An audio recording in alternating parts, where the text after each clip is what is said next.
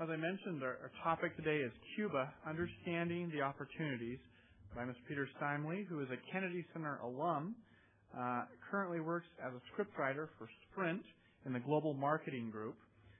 Since completing his IR degree in 1989, Peter Steinle received both an MA in Latin American Studies with an emphasis in economic development and an MBA in international marketing from the University of Kansas. He's worked for Sprint at their headquarters in Kansas City, Missouri for 8 years.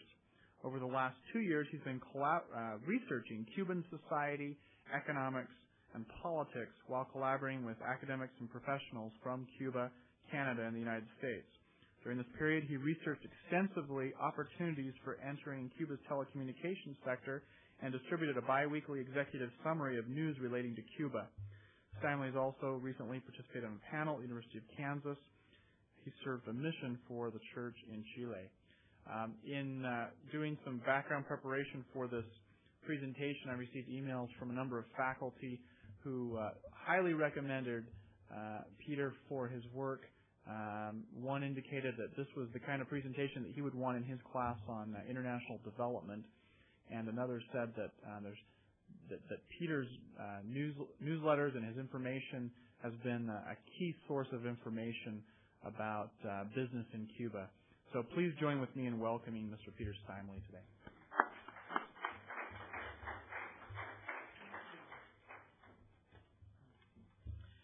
Well, thank you for being here and for having me. I'm excited to talk about Cuba to you today. I've been researching it and learning about it a lot the last 2 or 3 years, and I've been a little bit disappointed that we don't seem to know more about it in the United States. And I think part of the reason for that is simply that it's somewhat closed off to us. It's difficult to travel and do business with Cuba, and also it's rather discouraged by the government and the media. So I'm glad to have a little bit more exposure for a country that I think will be valuable for us to know more about in the future. Oftentimes, Cuba's described as a land of paradoxes and controversies. For example, it's only 90 miles from the United States, and yet we don't do trade with it. The United States, that is this big free trade area and very involved internationally, has largely shunned Cuba or closed itself off. It's a land where they repress journalists, but then last year they invited Jimmy Carter to come and speak, and they put his speech on nationwide television and told him, no holds barred, you can say anything you want to say. And Jimmy Carter railed on him and said, look, you've got to open up. He was professional, but he didn't hold anything back. He pulled out all the punches. And they also have a dictator, and yet, whereas usually we think of a dictator as being hated or feared, Fidel Castro is generally supported, and he's widely respected and admired by the people. Recently, there was a petition passed around to try and get people to ask for reforms in the government, and they managed to get 11,000 signatures, and then in response, Castro had collected signatures from people supporting his government and supporting communism in their official statement describing the country, and they got over 9 million signatures.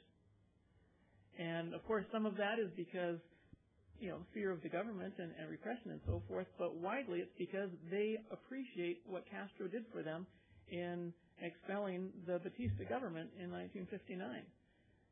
He really did expel the government in an effort to make Cuba a more fair place for the people, and I think the goal was to eliminate poverty and help the people out. And while poverty certainly has not been eliminated, and that's the most widespread problem in Cuba, he has helped everybody be much more fair and equal, if being fair and equally poor is a desirable situation. They constantly talk about the revolution and supporting the revolution and carrying on the revolution in Cuba.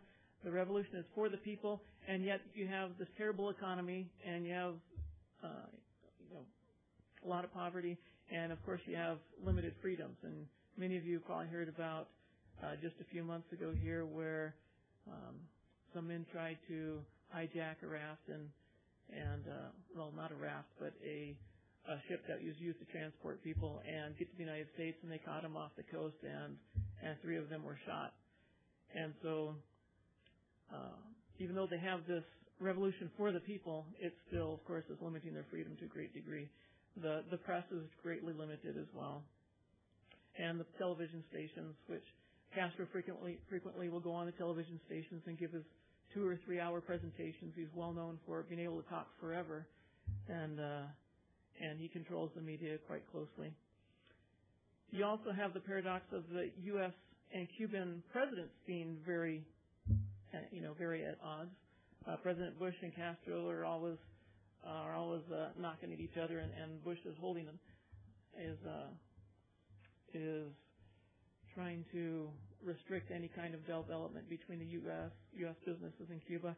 And yet the Cuban people love the American people. And when they see you on the street, they want to talk to you. If they get to know somebody and they receive a postcard, they'll go around to their friends and show the postcard and show the stamp and look what came from the United States. They're very positive about interactions individually. And I read about a group from a university that recently went over for a week in Cuba, and many of them had the same experience of being welcomed into Cubans' homes. And after getting to know them a little bit, the Cubans would insist that the next time you come to Cuba, you will not stay in a hotel. You will stay in our home.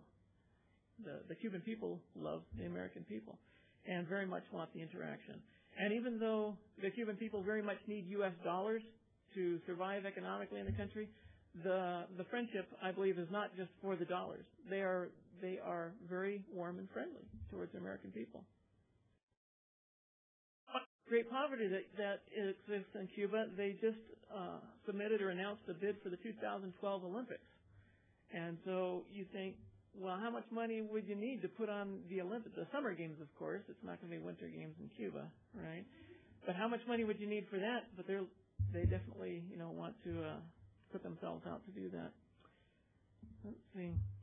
Oh, and also, even though the presidents are at odds, presidents of two countries, you have the Congress, United States Congress, where more than half of the Congress favors increased trade and increased relations with Cuba. You certainly have Congress and congresswomen from a few key states like Florida that are saying, no, we need to hardline against Castro and Cuba because some of their heavyweight constituents want that. But we have a majority in Congress right now that favors increased trade and to relax the embargo and the travel restrictions. And at some point, I wonder if they won't have enough people in Congress to force the presidential veto or override the presidential veto. And that may be what Bush is going to wait for. We'll see. Another interesting fact is that in the United States, if you find a 1950s car that looks really good, that's a collector's car, and it's driven on the weekends to show off, or it's parked in a garage where it's air conditioned and dusted. Well, in Cuba, they haven't been able to import cars since about the 1950s, and so most of the cars are from 1950s, or they came from Russia in the following years. But over there, they estimate there are 60,000 cars on the road from 1950s. And so there are actually car collectors in the U.S. who take vacations to Cuba just to see cars. And they aren't in driveways or even parked in garages. Those are taxis that were passed down from grandfather to son to grandson. And they keep them running without parts, without replacement parts. The people in Cuba are very ingenious about using other parts or using hangers or duct tape or whatever they have access to keep the cars running. And I think one big paradox is the embargo, which in Cuba they would refer to as a blockade of the country. And here the United States, who to me is a free trade proponent and free trade giant, is the country that is trying to discourage all the other countries from trading with Cuba. And most countries in the world have open trade with Cuba. Canada, the UK, Europe does a tremendous amount of trade with Cuba. And yet the United States is constantly trying to talk countries around the world into reducing or eliminating trade with Cuba. We even have a law that prohibits ships that dock at a Cuban port from then coming to a U.S. port within 6 months.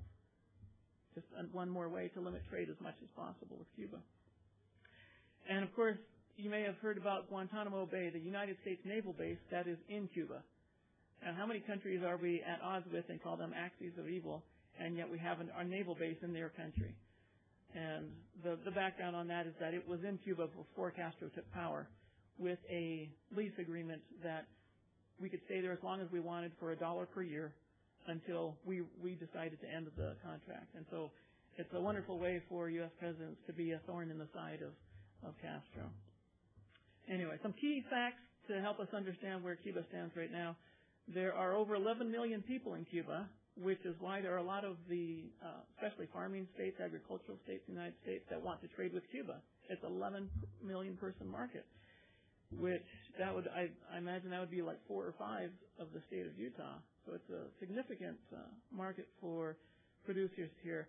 And just in the last few years, the United States has allowed agricultural trade with Cuba. And so we've been selling lots of wheat and soybean and corn and apples and other agricultural goods, as well as some medical goods.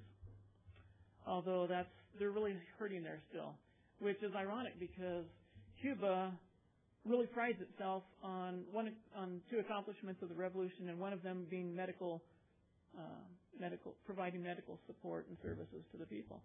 And they'll constantly publish that in the state-run newspaper and say, oh, we have, infant mortality is the lowest in Latin America, or just a variety of statistics to Trump, well, not to Trump, but to advertise their medical prowess.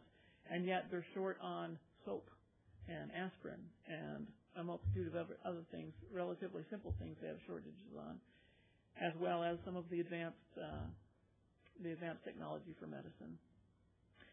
And we'll get to a little bit later that pharmaceuticals, since it's such a high profit area, Cuba is really working on developing the pharmaceutical business and the biomed business. Cuba has 95% literacy, a high rate of college graduates.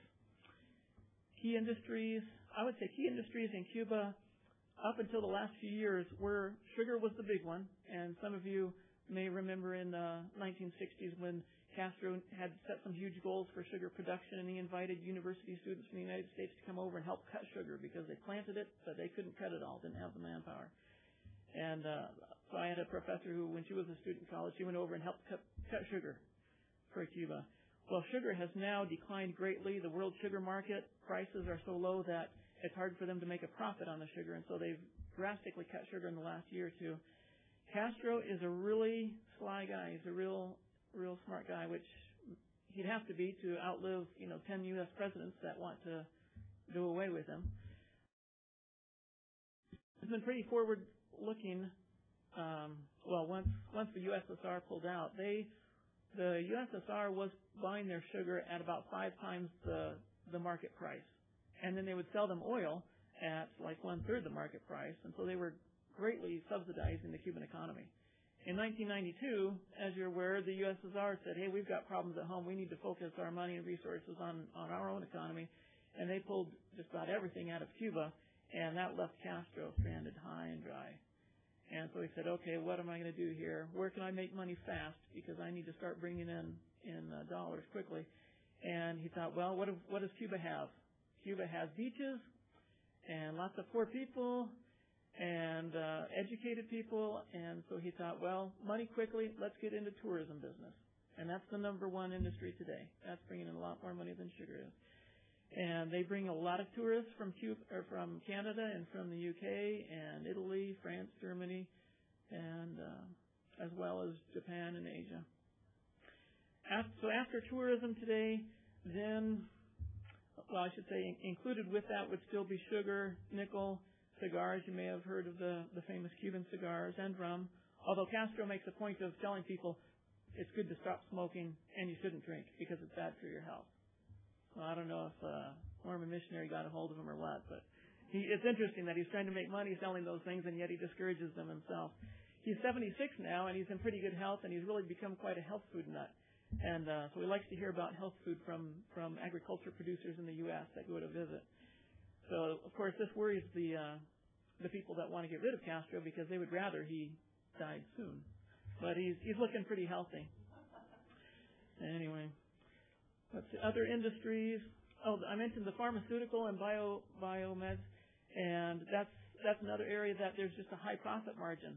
If you get medical products and pharmaceuticals, once they're developed and approved, which is a long and expensive process, you can really turn a quick profit. And so they have been investing in that, as well as technological development, and they're trying to put a computer in every classroom and get the kids on the internet and so forth.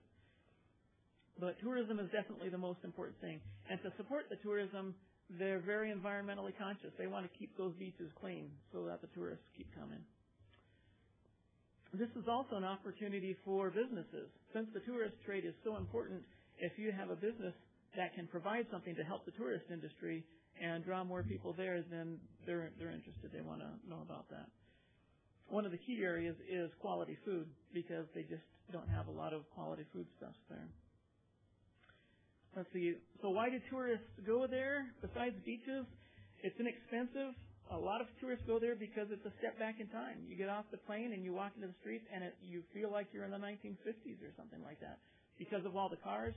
Also because it looks like the last time buildings were painted were in the 1950s. And constantly in reports that I read, people say, it's a beautiful country. And then they'll backtrack and say, well, it could be a beautiful country. The potential's there. Or they'll comment about, it's a great place, it just needs a lot of paint. And so that's definitely showing the where.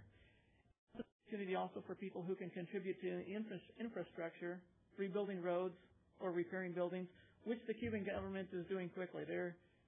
As quickly as they can. I don't know if it'd be quickly on BYU standards. I'm surprised to see how many buildings are springing up every turn I go around here. But they are trying to repair buildings, especially in areas that tourists would go.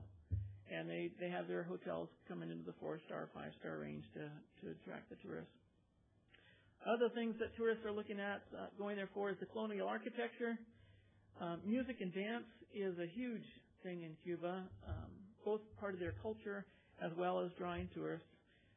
Museums, they have some fascinating museums like, they've got museums to the Revolution, but they also have a museum of all the paraphernalia that they say was used to try and kill Castro. Apparently, they say the U.S. has made many attempts, and they have all sorts of things, including a wetsuit that was painted with poison on the inside that was given to Castro to try and knock him off, and the exploding cigar, if you've heard that story. And some chemicals they gave him to try and make his beard fall out. They thought, well, that's part of his charisma. And if he loses his beard, maybe the people won't follow him as much. Anyway, lots of stories on trying to get rid of Castro. And let's see. Also, a lot of people just interested in seeing communism. You know, communism's kind of leaving the face of the earth, and they want to see a country that's under communism before it disappears. And I minored in English here, and so I was interested to learn more about Hemingway. And Hemingway has a house there, and he has a couple of his favorite restaurants and bars that he hung out with. And so tourists always have to go and check out his two favorite places, and you can get a placemat, that has a little thing that Hemingway wrote while he was there. And the Cuban people really have adopted Hemingway as kind of one of their own, and they call him Papa Ernesto. And so that's interesting. Anyway, the U.S. embargo, as I mentioned, is not on food and medicine right now, and there are a lot of companies and states pushing for greater relaxation of the embargo. Currently, if you went there, you'd see a lot of U.S. products that are on the embargo list that cannot be shipped there, and they're getting there through third countries. We ship them to Mexico, and the country sends them over to Cuba, or through Canada, or I suppose to a certain extent you may have simply copying U.S. products and false labels. Although that's one legal thing that Castro is really trying to work on. He's actually a lawyer. He was an attorney graduate from a wealthy family, interestingly enough, but he's very much wants to be different than his family. He says, I don't want to be a landowner like my dad. He's definitely for the people. But he's aware of the legal needs and that businesses, to do business in Cuba and make it profitable, they need to be able to have their patent protection and so forth. And so they are ironing out those wrinkles and trying to put in place the legal system to support business and international trade. One of the emphasis of the country, besides equality for all and the socialistic concept, is an international focus. And so Cuba is very involved in other countries. And even though they're poor, they send the doctors by the thousands to other countries, third world countries, to help poor countries with their medical problems. And one of the doctors is a member of the church, and he was sent over to Africa to help and was paid the standard, $20 a month to work in Africa in horrible conditions. as a doctor there before he could come back. Let's see.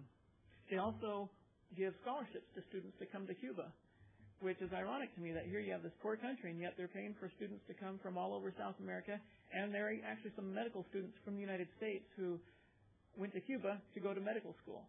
And their food is provided. I'm sure it's a nice serving of beans and rice every lunch, but they're getting a medical education there. As I mentioned, they're well educated, they're very industrious, and very resilient. Several articles I've read point out that the streets for a third world country, they're uncommonly clean, and the people are very careful about taking care of the things that they have. They hang in there even though times get very difficult, and they continue to support Castro, although the upcoming generation, the younger people, weren't around to see what Castro saved them from with the Batista government, and so there's a lot of unrest. And this is one of Castro's prime concerns, is the up-and-coming younger generation, the discontent that's there.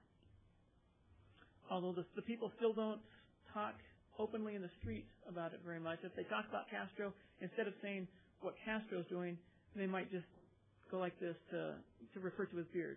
The so-and-so, did this or that. Let's see. To sum up the poverty there, perhaps a short story about the CIA agent who was assigned to Cuba and went nuts. And so they brought him home to Washington, D.C., and they're trying to talk to him, and he says, it's impossible. There's no gas, but the cars are going around the streets.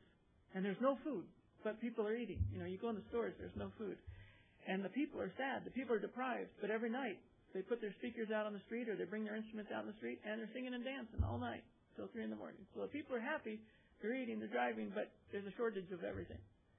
And that's the current reality in Cuba. And so there's a great deal of hunger for consumer goods and for jobs that pay adequately.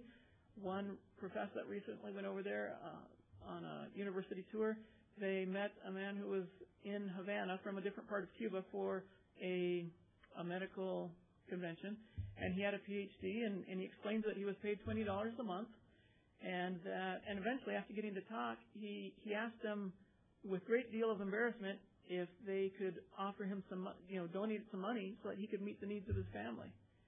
And the professors were shocked that here a person with a PhD isn't able to provide for his family without having a source of dollars from elsewhere.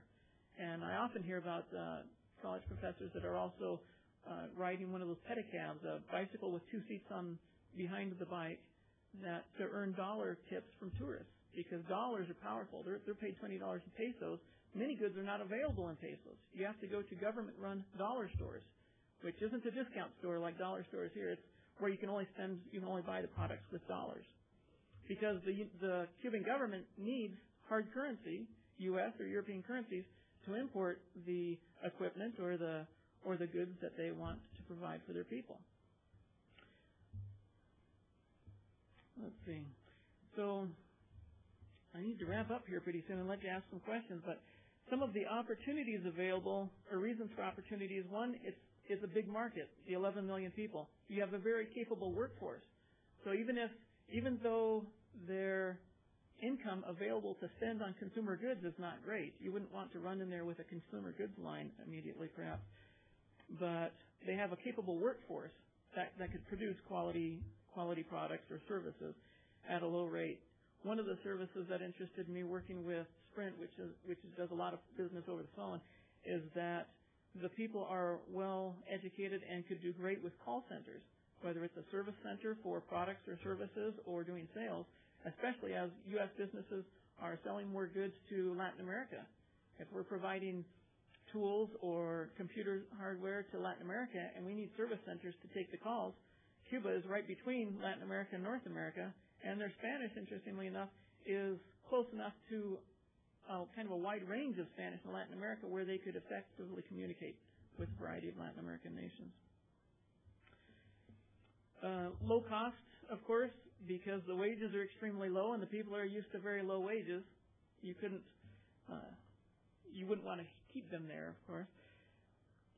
And also being close to the United States and to South America, a lot of their imports, as I mentioned, are coming from Asia, and from countries where they spend a lot of money shipping the goods there.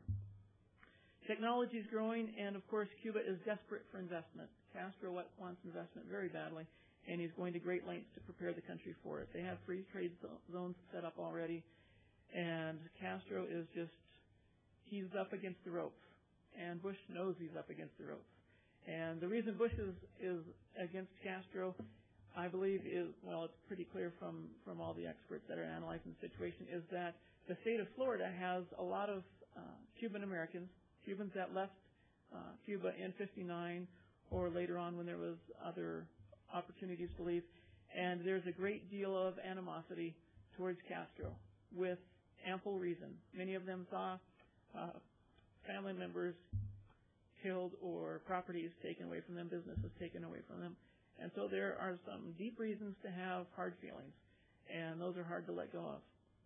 And so you have the Cuban Americans, the Cuban exiles, that still have those feelings of animosity and have reached powerful positions in the United States.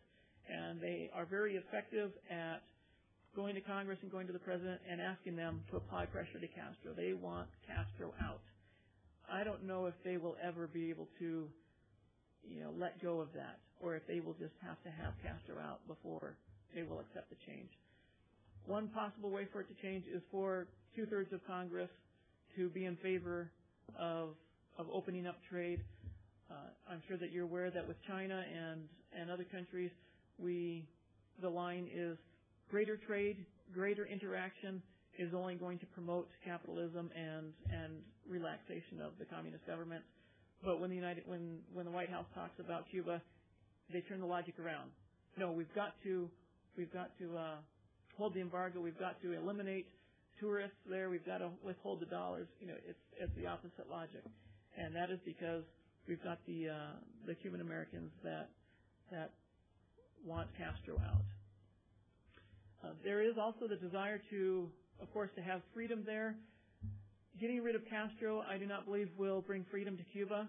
The people like Castro. They like socialism. Even the young people, they believe that this is a good thing, that we want everybody to be equal, and we want to help everyone, and we want a government system that has that.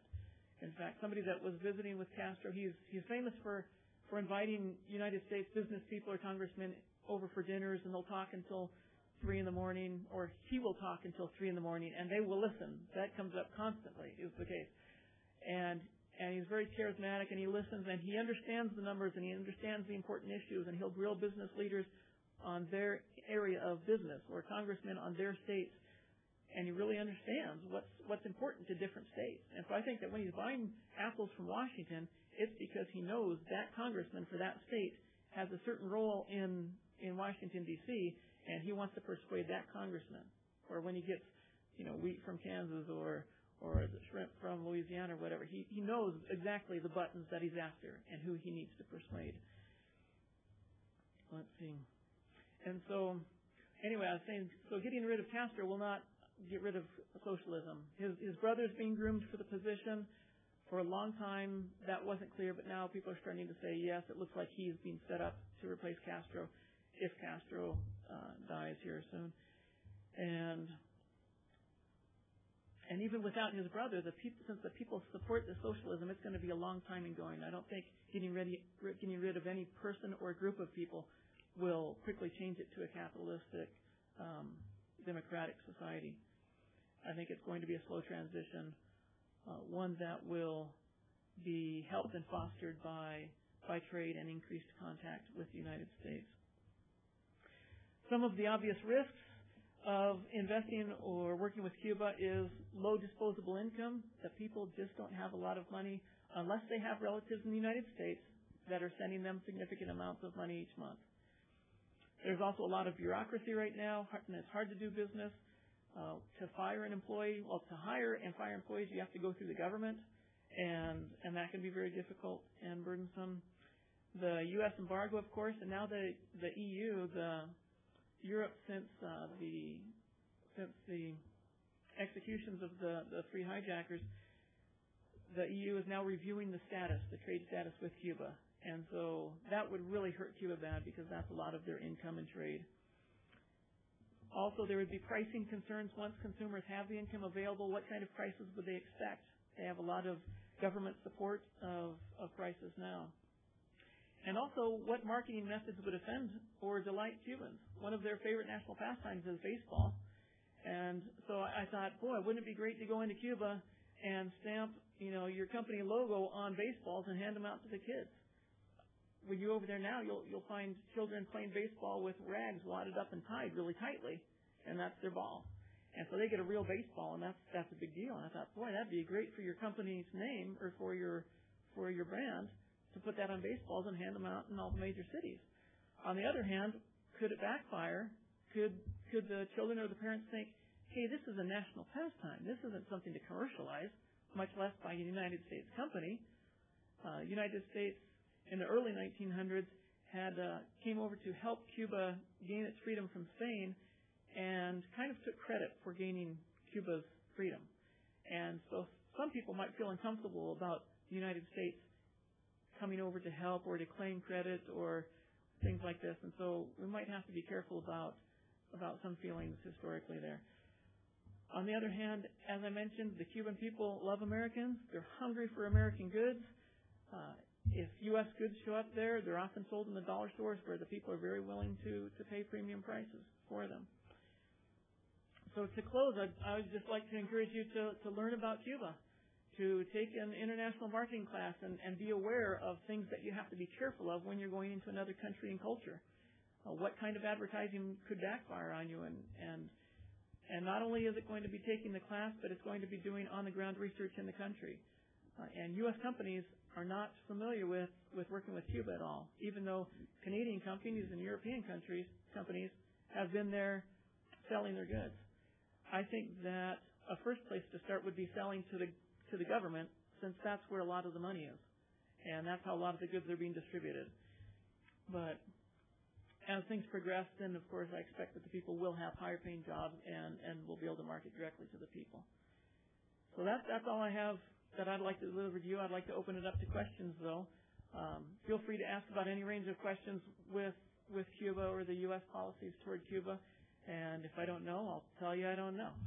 All right, so any questions? I think we have a remote mic to be passed around, so we'll bring the mic when you raise your hand.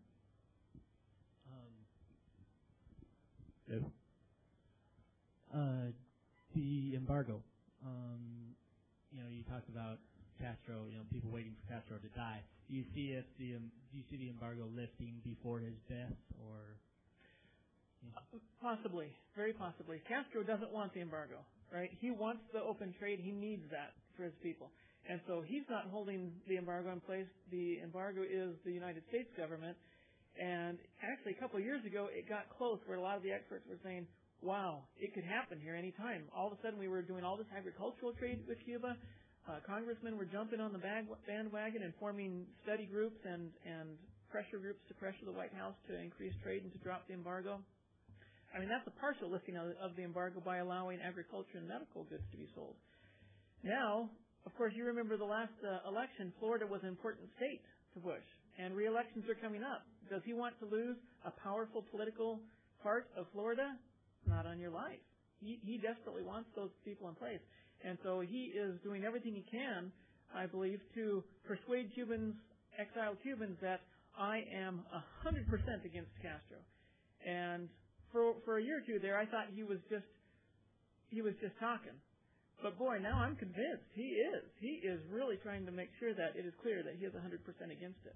I wonder if he's not turning it over to Congress people to say, hey, you get 2/3 of Congress together. And that's the way this is going to happen, because I'm not going to make it happen. He's promised to veto any legislation relaxing the embargo. However, that said, once the next election passes, then Bush is pretty free to backtrack and say, well, our economy is bad and we need free trade, and this policy doesn't work, this embargo policy, we need greater interaction, and so we are now going to relax things with Cuba. He'd be somewhat free. I'd be worried about assassination attempts or something like that, but I'm just joking. But after the next election, then that opens things up a little bit, and so I guess that's where I'll leave that. It wouldn't look good for President Bush, though, to all of a sudden, as soon as the election goes by, to turn around and do that quickly. So I'm not counting on him doing that. I'm just saying that's a small window of opportunity. But I would certainly expect that during the following 4 years, if he does win, that things could be relaxed. It seems like that would be very likely. Another thing is that the Cuban exiles in the United States, the tide is turning amongst that group themselves. And there are polls asking Cuban Americans, do you favor a new policy, relaxing the embargo, increasing interaction? And depending on who's taking the poll or paying for the poll, the numbers are either like 56% in favor of a new policy and relaxing the embargo or 56% against it. So, but either way you go, it's close to 50-50 amongst Cuban Americans. And it's definitely the younger ones that are saying, hey, let's open things up. The older ones that are in the U.S., they're the ones that suffered the most when Castro came in. They're the ones that lost their businesses and their properties and so forth. But as they get older or as they pass on, the younger people are like, hey, let's try something new. We've been doing this for 40 years. So, good question. More. What are you thinking? In the back?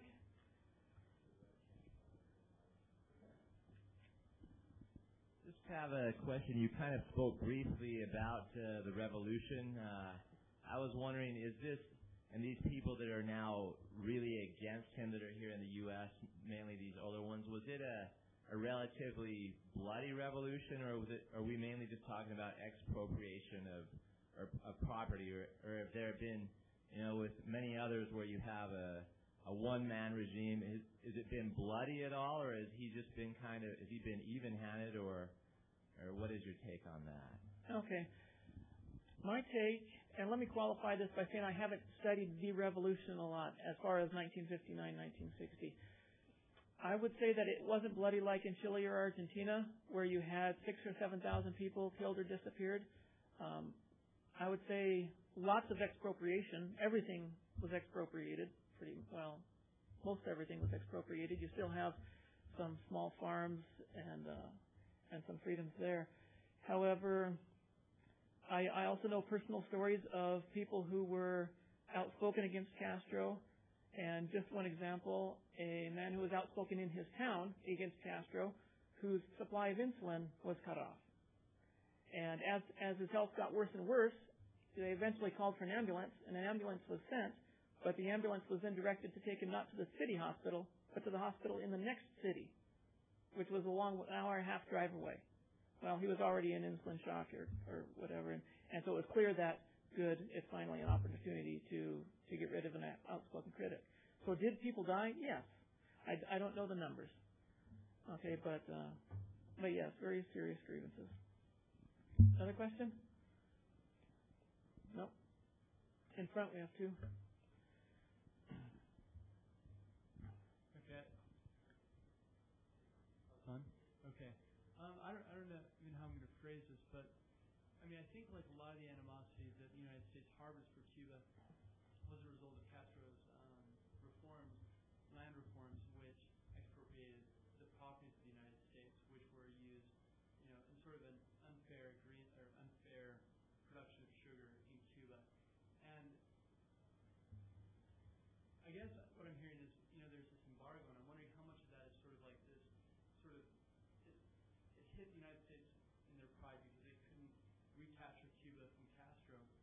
And also what you said, like, this move may be a good move to create democracy in Cuba. And while I'm not a proponent of communism, I think, like, I don't know that democracy is necessarily a good thing for Cuba either.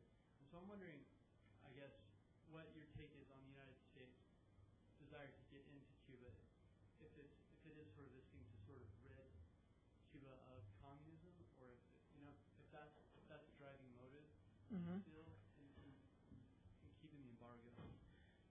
Okay, I think that the driving motive in keeping the embargo is definitely the politics. The Cuban exiles that are here that are so powerful in Congress and with the vote. I think that's the driving motive behind the embargo, no question. I think that saying we want freedom and democracy is a blaze to make it, to appeal to the people in the United States. We are very freedom-oriented. We love our freedoms. We care about democracy. and I think that's a glaze there. And also, I think it's very widely accepted amongst Cuban scholars and experts that if you had a sudden shift to democracy, where we actually, say, went in, pulled out Castro and his cronies, and installed a democratic government and said, set up elections, free and fair elections in a year, that could shake the country so bad that you could have a revolution, violent revolution in the country, because so many people want the kind of government they have now, especially if the United States went in and tried to do it.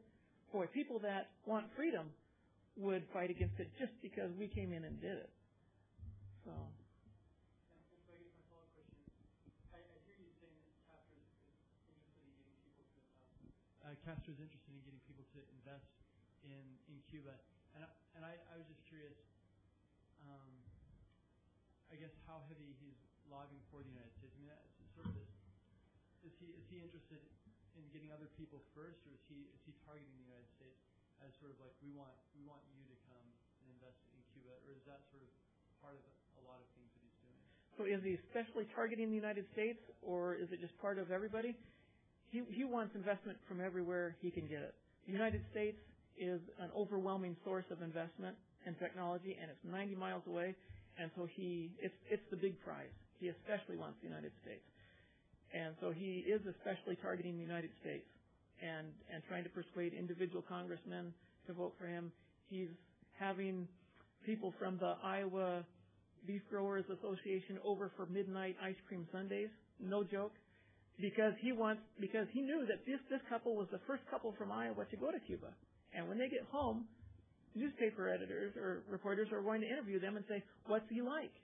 And everyone they come back to the United States that visit with Castro and have these surprise midnight dinners and stuff, and they say, oh, he's such a nice man. And he's so intelligent, and he's so warm and receptive and caring. And boy, that certainly isn't the image that we've been given, is it, over the last 40 years. And so he's definitely trying to change things in the United States. We're the big prize. He needs us big time. So I was just curious about whether the tourists, you mentioned the Canadians or Japanese, or are they free to go anywhere in the country? Yeah. Or does he showcase the places he wants them to think that there's gas in the car and people are dancing?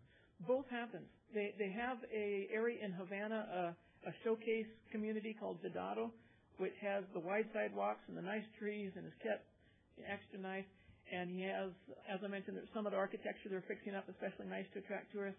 And yet people are allowed to roam free, and they don't have to be accompanied by a government employee all the time or something like that.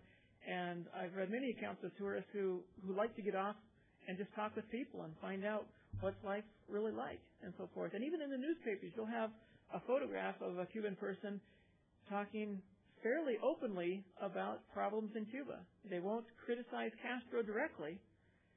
They'll usually do, this or, tío, uncle, or say something else indirectly because they don't want to criticize him harshly directly. But they are talking now, which is a big change from 10 years ago.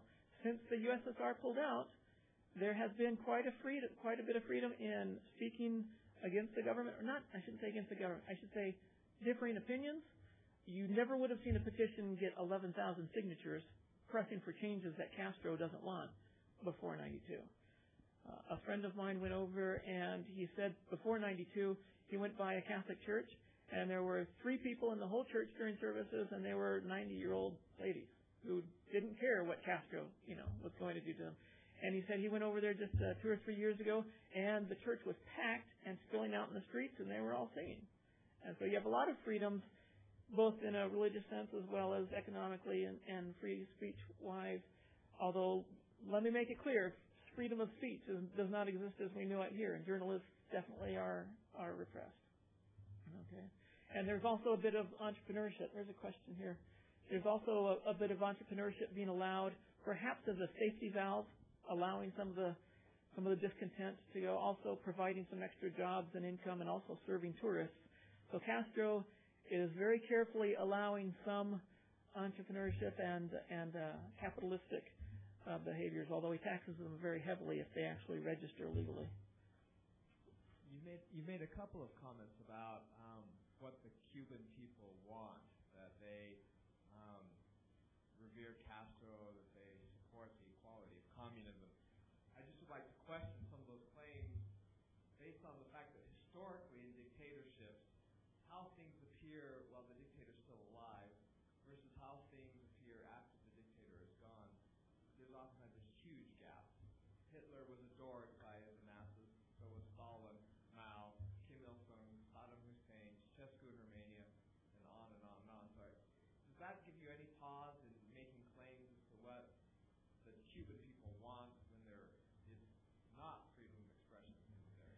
it certainly gives me pause, and it makes me suspicious about how much the government has control over what the people are saying.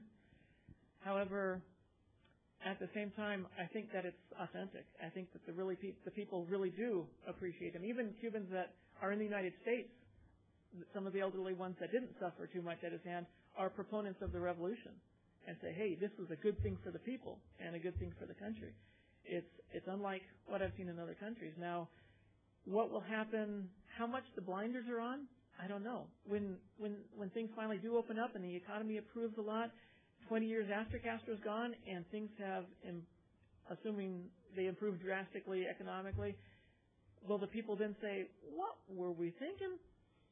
Look how he was holding us down. I don't know. I would say that that's very possible, but I don't know. Right now, I don't think that they are simply being repressed. I think they really are sincere when they say, we're grateful to Castro.